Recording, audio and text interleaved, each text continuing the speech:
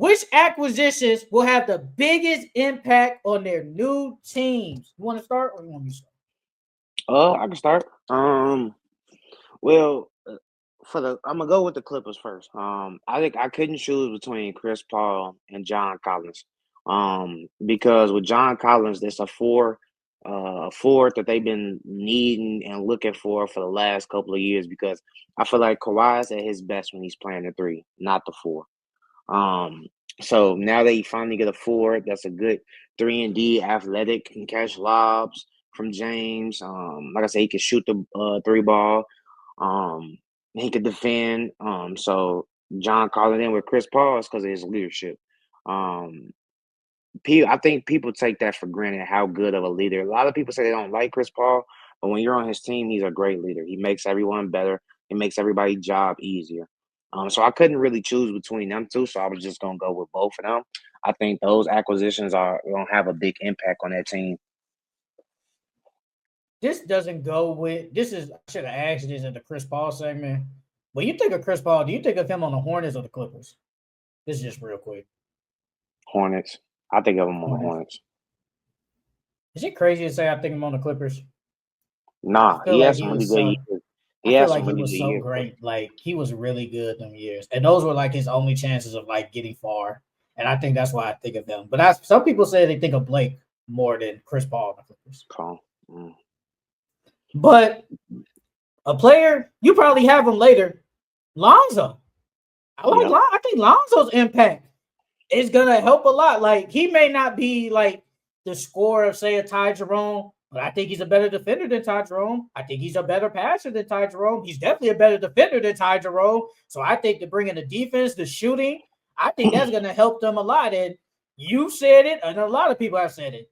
That could potentially get them farther in the playoffs and potentially win a championship with Lonzo now. So I think Lonzo's impact on the Cavs is going to be amazing. I like that pickup by them, especially they didn't give up nothing. I think Lonzo's impact is going to be great because what he can bring on that team.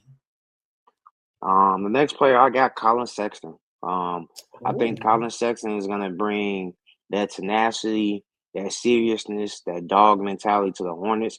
Not saying that the Hornets don't have any dogs over there already, but Colin Sexton, he's gonna make you play.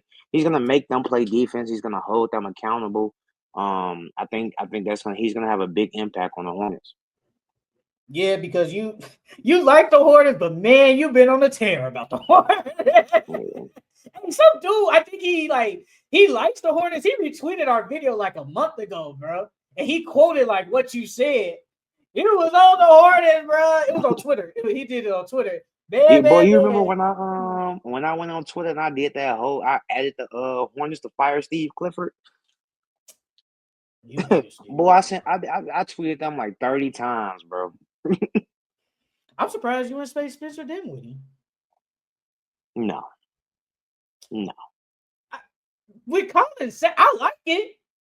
Is he gonna change? Like, I don't think he's gonna like a culture changer, but is he gonna make a difference over there I with think them? so. Because Charles Lee knows that they have to play defense. And Colin Sexton isn't scared of defense. Like he's gonna be their POA. You know what I mean? Colin Sexton is gonna pick you up 94 feet. Colin Sexton is gonna, even though he's a small guard, he's scrappy. He's not. I'm not saying he's as good of a defender as Davion Mitchell, but they remind me of the same type of player. They're scrappy. They hustle. They play really great defense. So I think Charles Lee is gonna give him tick because of that. I mean, God says he's 6 man. Yeah. He's six No. Yeah. man, Yeah. and him and Trey Man coming off the bench. Hey man, look, the Hornets just won the Summer League championship. You know that's their first trophy ever, which is kind of sad. But Crazy. Yeah, that's crazy. this is the first. But look, I feel like it's definitely a good move because they have a competent guard if LaMelo gets hurt. If he Mm-hmm. gets hurt again, you have a good guard. Because every time LaMelo got hurt, bro, they be throwing out some BS over there. And it's like you can't replace LaMelo, obviously, but it's like they just don't have nobody else good. But Colin Sexton is good. Colin Sexton, if he starts, he's gonna give you 20. Like he could do that. At least He could be a star on 16 to any team. 20. They could. Would it be shocking to you if they say early on they start both of them, bring Knipple No. off the bench? No, I wouldn't be shocked by that because Colin Sexton can shoot the three. He's a really good 3-point shooter. He can shoot it off the dribble. Um, let me see. Let me see what he averaged. What was his percentage from three? Real With the quick. Jazz. Yeah, he got out of he.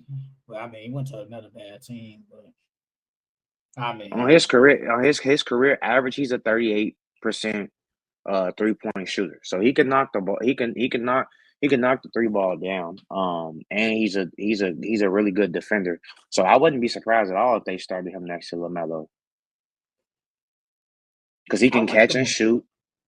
So Another player that I think is going to make an impact, Norman Powell. We talk about it a lot. You know, he's always biggest Achilles heel has always been their offense. You always had Tyler Hero as probably your best offensive player on the team. Bam is a decent offensive player, but then after that, you really don't. It was supposed to be Terry Rozier. Man, he going through it over there. But they don't have another offensive player. They do have one in Norman Powell who's a 20-point scorer. Last year, 21 points, 48 from the field, 41% from three. Now he's gonna probably be their second best scorer, and that's gonna help them. Could Miami be a sneaky team? Probably, but I think they're always gonna bring that heat culture, and you're always gonna have to you're gonna have to fight against that. They're gonna be a scrappy team, like how you talked about the what was that team you talked about? Oh, the Suns. You talked about the Suns being Suns. scrappy. The Heat gonna be the same way. So like Norman Powell is definitely a boost by them. And they still do have wickets, but Norman Powell, I like the move. I like what they did with that, and I think that's gonna be a big impact on the Heat. And yeah, like you said, I think Norman Powell, he's gonna have the biggest one of the biggest impacts because they're gonna need that scoring. And like you said, he's their second best scorer. Another person that I had, Porzingis. I think Porzingis is gonna have a big impact on the Hawks because he's their second best player. I think they're gonna want Porzingis to be that 20-point per game scorer that he is, and be the Robin to Trey Young's Batman. So I think they're counting on him a lot. He has to be healthy for them to make a decent run in the Eastern Conference.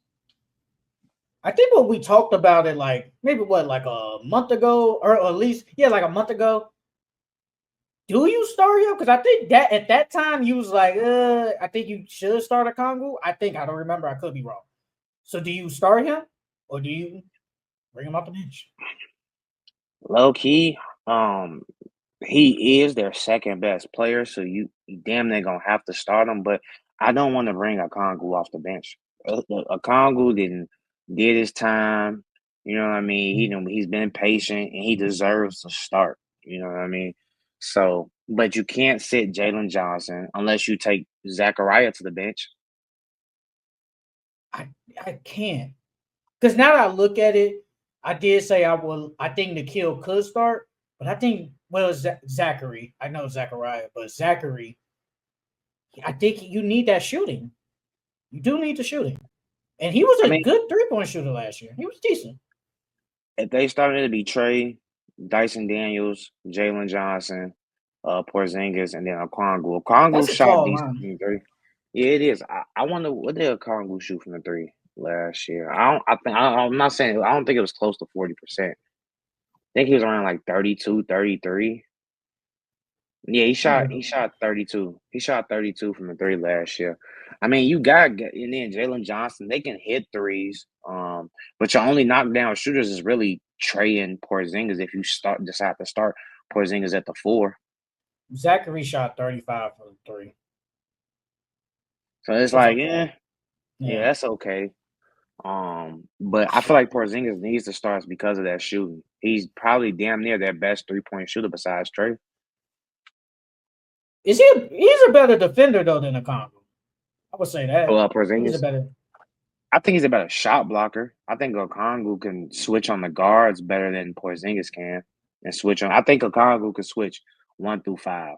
I don't think Porzingis can guard a point guard. No, I agree though. Like Okongwu, he's done his time. We always believe in him. We think he's good enough to start, but for some reason they never want to start him over Clint Capella. Clint Capella gets hurt. He finally gets like significant starter minutes. He plays. Then they trade for Porzingis.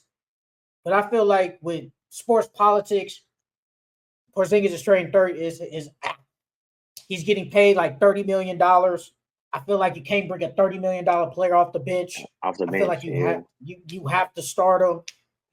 But there's But this is times what like probably his best year. he was good. I thought he was really This is his good. best year. Didn't you have him on your fantasy team? Mm-hmm. Take that L, brother. Take that L. But now though, Porzingis, I think he's the better shooter, like you said, better shot blocker. I think he just helps with the 5-out offense. But the lineup you said with Trey, Dyson, Jalen Johnson, Okongwu, that's a decent lineup. But I think Zachary, I think he needs to start. I think he needs to start. He was decent last year. He showed up late. He came along late last year. But I like the KP. Like I think he is a big acquisition for them.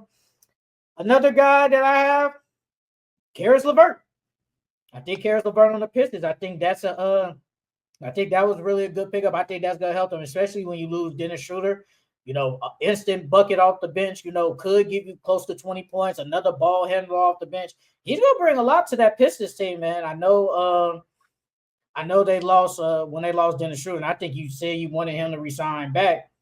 But Karis LeVert, he probably better than. Well, I think they in the same team. He'd probably be better than Dennis Schroeder, but Karis LeVert, that was a good signing by them to replace a Dennis Schroeder. So, I like it. Another player that I got, Bruce Brown. I think Bruce Brown is gonna make a big impact with the Nuggets because I feel like that's what they went and got Westbrook for, to be their Bruce Brown.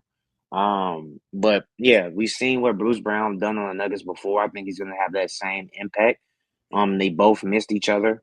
I think he's gonna be a really big acquisition for them. I definitely had Bruce Brown. I like the Bruce Brown pickup, man. That was a really good pickup. That was a good pickup by that man. He's gonna definitely could Bruce Brown be like what he did in that finals run? Because he was amazing. He was amazing in the finals run. And I think he's gonna bring that. Hey man, watch out for the Nuggets, man. They're a good team. But another guy that I have, CJ McCollum. Look, the Wizards, they're gonna be a bad team, bro. They're gonna be a bad team. But I think trade for CJ McCollum on that young team. I think he'll bring that veteran leadership, man. He's still a good player. He ain't washing nothing. He still could give you at least 20 points per game. And I think the Wizards are definitely gonna win at least 25 games. And I think just adding the veterans, I think that'll improve them. But just having that leadership type point guard to go with, like, to help Trey Johnson, help Bub Carrington, Keyshawn George, and all that. I think that was a great move by the Wizards, man. I think he's gonna prove that team, bro. Sleep on the Wizards, man. They're gonna be better. They can still be a weak team, but they're better. Yeah, I like that. I like that because, like you say, he gets to help Bob Carrington, Keyshawn. Keyshawn George he played really well in the summer league. I like how he developed over the summertime. He looked way more confident. It looked like his jump. He was way more confident in his jump shot. Like you said, I think CJ McCollum is going to help all those young guys teach them how to actually be a pro and how to conduct themselves and how to actually train and get better every single off season. Another player that I had, Desmond Bain. I think Desmond Bain is going to be a really big acquisition for the Orlando Magic because, like we've been saying for years, they are missing shooting. They were missing a shooter. They have a really good 3-point shooter and their defense. He plays D, so you don't have to worry about that. And then the scoring that he brings. He's a 20-point per game scorer. So this is what the Magic have been needing. This is what they've been missing, and they finally got it. Man. The Magic. They Magic got a really good team, man. They like you said with the Desmond Bain move. I'm excited to see how they are, bro. Like I think that was a really good move. It was a gutsy move, but I feel like they had to do it. I feel like they had to do it because you see that your core, Apollo, Franz, and Jalen Suggs, they're young, but all three are very good. And they just knew they had to make at least one more move to solidify themselves. The only bad thing is you are stuck with this group for the next 4 years. That is the only downside. But I think this is a good group, a good 4 to keep to stay with. See if y'all could potentially maybe go to an Eastern Conference Finals, especially when the East isn't the best. But I would say another player that I have, I say Jalen Green. I think Jalen Green, look, bro. I know you don't like Jalen Green. That's perfectly fine by me. You mean Jordan Clarkson? Nah, bro. See, there. This what we not gonna do that. We not gonna do that. Not gonna do that. We're not. He's not Jordan Clarkson. Bro. He is Jalen Green. We're not gonna do that. Don't be petty, bro. I know this is the last show, but don't be petty. Look, look, man. Jalen Green. I think the thing is with him, there's no pressure. All the other years, especially when the Rockets were good, you were supposed to be like the guy because you was the number 2 pick. And now that you're on the Suns, you're not the guy. Devin Booker's the guy now. So all that pressure is off you, brother.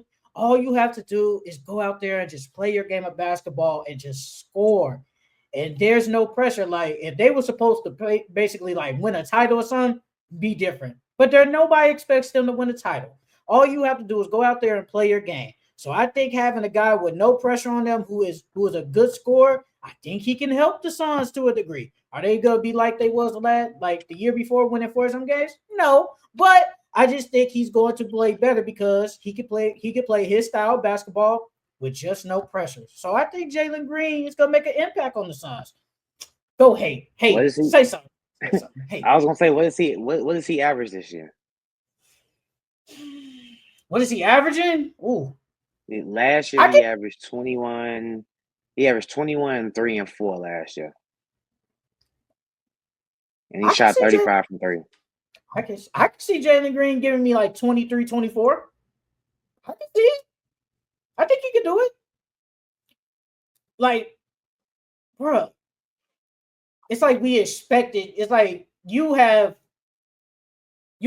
ain't gonna use the word bust, but you've been underwhelming because it's like you came out as this great scorer. I know you was you followed him for a minute now, and it's like I don't think we expected you to come in the league and just give me 20, 21 points. You were supposed to be here dropping like 25-ish off rip. You didn't do that. You've only been dropping 21. But now, I think with this new team and with a new culture, I think he can give me 24 points. I think Jalen Green can do what he's supposed to do. Will he though? Yeah, I think he can, but some people like y'all don't believe in him, man. That's fine. It's perfectly fine. Another player that I got, Cam Whitmore. I think that him going to the Wizards, I think that that's gonna light a fire because Cam Whitmore plays hard. So I think that doing those practices and being around that team, I think that he's gonna get that team to play harder. I think he's gonna get that team it's gonna be great for Trey Johnson. It's gonna be great for Bub, Keyshawn, Alex Sarr because he's gonna be on their heels. His motor reminds me of Westbrook. Like he plays hard every single time. And I think that energy is going to rub off on all of them, and it's only going to help everyone on that team get better. I think he could low-key start. I think we talked about that. So, Marcus Smart's not there, so that's way more minutes for him. So we go CJ McCollum. Does Bub start? Would you start him? Well, from what I've seen in Summer League, I think they want Bub to run point guard. So I don't think they're going to start him. I think they're going to let him come off the bench. Okay. Chris Middleton starts. I think Bilal Coulibaly starts. Now you have an opening. We start Cam Whitmore with Alex Sarr. I mean, that's not the worst. That ain't bad, but it's like because Cam plays D too. He plays D. So, because Coulibaly probably gonna play the 4. And he looks so skinny. Cam at the 3. I feel like he be looking so skinny that can he really play the 4? But he kind of tall though. Yeah, bro. I think he got bigger too. I think he got bigger this offseason. I seen some pictures of him in the offseason. He looked like he got a little bit bigger too. So how tall is he? He is 6'8". 6'8". Yeah. But it says ESPN 195. Nah, he's bigger than that now. He's Oh, definitely bigger than that now. Because this is what, second or third? No, this is third year in the league. sorry, yeah. Because he came in with Victor, right? Yeah, okay. Yeah, bro. He's bigger than 195. He And probably Cam about 215, 220 now. and Cam on here on ESPN 6'7", 230. Yeah, they probably put Cam at the 3 or the 2. I can see them putting him at the 2 too. But yeah, I would start him though. That's just me personally. So you like that? CJ, Bilal, Chris, Cam, Alex R, you like that starting five? Mm-hmm. And they're gonna be better than the Hornets. Watch. Already know, dog. Hey, watch, man. Watch, man. Watch. Do we? No, we have better than the Bulls. The I bet Bulls. that. I bet that. No, I bet the I Wizards think be they I better than think the the Hornets. I think they're gonna I be bet around the that. same. But you. They're definitely better than the Bulls. The Bulls The are, Hornets? You talking but about the Hornets or the Wizards? yeah, the Hornets are definitely gonna be better than the Wizards too. They're gonna be better than the Bulls too. Bro, you have no faith in the Bulls. No, not at all. Not at all. So you think? Whoa, wait. Josh, if they resign, which we think, Josh Giddey, Kobe White, Montes, Vooch. I guess Patrick Williams. We got to add him. I guess Patrick Williams. You think that's better than you think? No, you think the Hornets of LaMelo, Brandon, Knipple, Miles, and who they center? Mason Plumlee. You think that's better than what the Bulls? Yep. I do not believe in nothing the Bulls do. I don't see why not. Because they make dumb decisions every single time. So you think the Lonzo trade was dumb? Just trade Lonzo straight up for a Coral? Yes. Bro, when reports came out that they could have got a first round pick for Lonzo when he was hurt and they didn't do it, that was dumb. You should have done it. Man, look, bro. Then you gave up Alex Caruso, didn't get nothing back. Dumb. I mean, so Josh Giddey wasn't decent? Yeah, Josh Giddey is good, but they could have got more for Alex Caruso. At that time, Alex Caruso was highly sought after. Bruh, you know, post All-Star break, Josh Giddey was giving you 21, 10, and 9. Man, look, he's not even on the roster right now. So that's another dumb thing that they did. They ain't even signed them yet. They're gonna sign him. You should have been signed them. They're gonna, bro. Josh Giddey wants $30 million. He wants $30 million, and they ain't trying to give him 30. I told you that he was gonna ask for 30, bro. Josh Giddey was giving you 21, 10. Bro, Josh Giddey was basically the best rebound on the team post All-Star break. He was giving you 10 rebounds. That's actually kind of sad. But come on. We got a good player, bro. Like, we got a good player. Like, I know Caruso, I get it. But Josh Giddey, was still decent. I thought it was a win-win. Then them holding on to Vucevic, dumb. Okay, he should have been gone. He should have been gone. I give you that one. Come on now, bro. They do a lot of dumb shit. I can't believe in this organization until they do something right. They said they was trying to give they was trying to do a sign trade, Kuminga to the Bulls, Josh Giddey. I think you said that last time, Josh Giddey to the Warriors. Yeah. Nah, I wouldn't be mad at that. They going in the right step with that.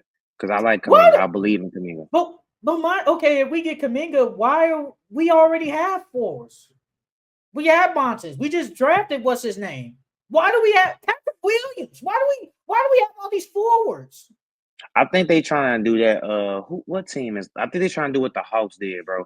And everybody is 6'6" and taller. What would be they trying to get a real big team? What would be the starting five if they traded? If they got Kuminga? I mean, well, I think Kuminga has the most potential if out of Bozellas and I think it was Noah that we just drafted. His name is Noah. Yeah. I think Kuminga has the higher upside than them two, but Kuminga's definitely probably gonna start at the 3. They probably gonna put Bozellas at the 4, and then if we still got Vucevic, he gonna be at the 5. The 2, I mean, if we Kobe White, if we still, he probably gonna play point. Trey Jones ain't it. I'm sorry, he's not it. Nah, he's not. He's not.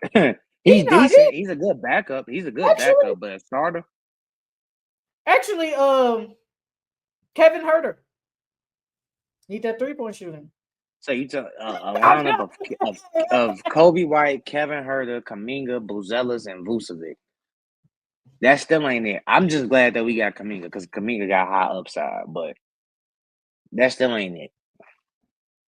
CJ, biggest Bulls hater. Yep, and that's my hometown. It's my hometown.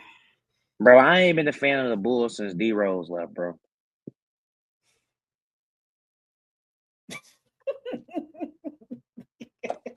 Hey, I saw some Bulls. I saw some. It was on Twitter. It was like D Rose dunks.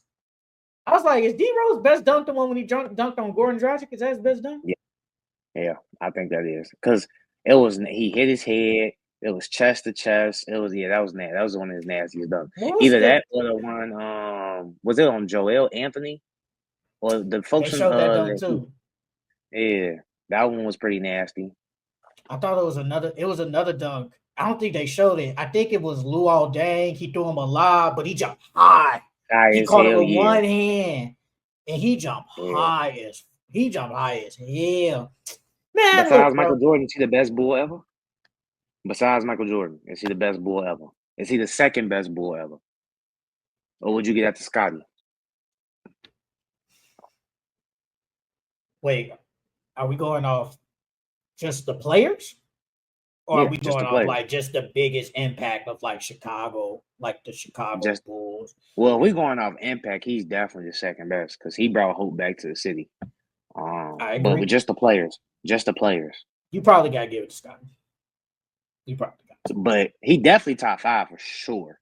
For sure. Joakim Noah probably. Yeah, Joakim up there. Where Boozer at? He's nowhere to be found. Boozer was good. Bro, that man couldn't even keep the man had to spray tan a motherfucking lining on his head, bro. What they gotta do? Came, bro, he was washed up by the time they finessed us. Bro. Hold on. Nah, we ain't gonna do that. Oh, no, brother. Bro, Pau Gasol was better with us than Carlos Boozer, bro. Pau was good, but Carlos Boozer was decent. Bro, that man, decent. Bro, the year before at Utah, he was averaging 20. He came to us average 17, then 15, then 16, 13. That man fell off. Credit. Was he not playing with 2 different type of point guards? Because Darren Woods and D Rose are 2 different types of point guards. I would say Darren Woods is more of he's going to get you more involved than a Rose. I think we can agree on that. I mean, if you ask Derrick Rose said he's a traditional point guard. He came on interviews and said that. He said, but the Bulls just wanted him to. Yeah, I believe it. He said the Bulls just needed him to score, so that's what he did. Look, bro, I think Carlos Boozer, like you said, 17 points, 9 rebounds, 15, 8, 16, 9, 13, and 8. I think he played decent. I don't know what we expect. I think I'll look up Pau Gasol shit. I thought he played good. I mean, I know it was Rose. Don't get me wrong. But did Boozer not help us get to the conference finals? Did he not? Pau averaged 17 and 11, 3 assists, and 2 blocks with us, bro. Pau is better than Boozer. Bro, Pau was 34-35 when he came to the Bulls. Boozer was 29 to 32 when he was. But I think Pau was a better player. I think he's still a better player than him. Yeah, but Pau ass could barely run up and down the court, G. He was that old back then, G. And you got bigger impact than Boozer, bro. We thought Boozer was gonna come there and do the same thing he did in Utah, and he ain't live up to that shit. I think Pau Gasol made an All-Star that year with the Bulls. I think he made an All-Star because I think he was there for 3 years. I think he made it both years. He made an All-Star. I think Pau was good. He's better than Boozer. He's better.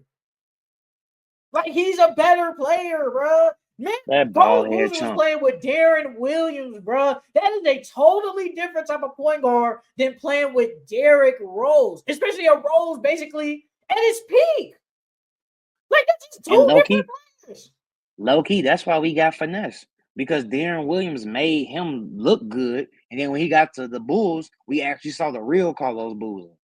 That man was getting force fed. That's why he was playing so good with the damn Jazz. Came to us, couldn't do nothing. Bro, it was points where people wanted Todd Gibson to start over him, bro. Because Boozer had no defense. He had none at all. That's true. I give you that. That's true. Todd Gibson was definitely a better defender at that time. I give you and that. then he could at least gave us something offensively. All you got from Boozer was straight offense. And barely that sometimes. To pull up mid-range. He had to pull up mid-range. Come on. Like, I just feel like he played with two different type point guards. And I feel like that, I ain't gonna say it hurt him because he still played decent. But it just like, bro, if Boozer was playing with Chris Paul, I think he could have averaged what he kind of did in Utah. But he goes to Derrick Rose, and then them Bulls teams were good. Like, there was so many good players on them teams. But when you get peak Rose, I mean, but remember, we were supposed to get like Chris Bosh and LeBron, and we were supposed to get all. And this is why the Bulls are dumb. You couldn't even pull off something like that, bro. I think D Wade said it's different stories circulating around, but D Wade came out in the interview and he was saying like it wasn't enough money for all of them because it was supposed to be Melo, Wade, and Bron in Chicago, but they didn't have enough money for all of them. Bro, if I'm Chicago, I'm doing whatever I have to do to get all three of them to pair with Derrick Rose and Joakim Noah, bro. I'm doing everything I possibly can, bro. And they let that shit fall through the cracks, bro. Hey, they would have won, bro. They would have won like two. At least Hell two. Yeah. They would have won. They would have won at least 3 or 4. Bro, you got Derrick Rose and D Wade in the same backcourt. And then you got a young Bron.